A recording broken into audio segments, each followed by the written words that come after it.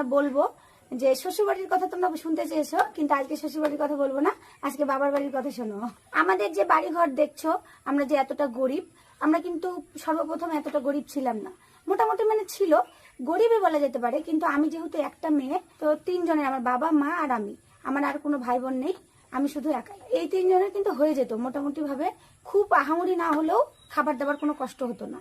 আমাদের জায়গা জমি ছিল মোট 3.25 বিঘা মতো ছিল, ছোট মাপে জমি, আর তার উপরই বাড়ি ছিল। তো ছোট মতো একটা পুকুরও ছিল, বাড়ির মাছ খাওয়ার মতো হয়ে যেত। তোমরা যদি দেখতে চাও, আমরা কোনোদিনও ওই শহরকুড়ি গ্রাম ছিল, ওই গ্রামটার নাম শহরকুড়ি।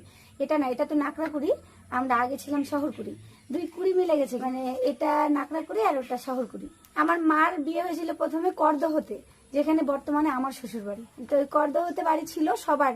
আমরা যেখানে উঠে এসেছিলাম ওই শহরকুড়ি গ্রামে, ওখানে কিন্তু আমাদের হিন্দু অতটা ছিল না। এই কাছে কয়েক ঘর বর্মন আছে, কয়েক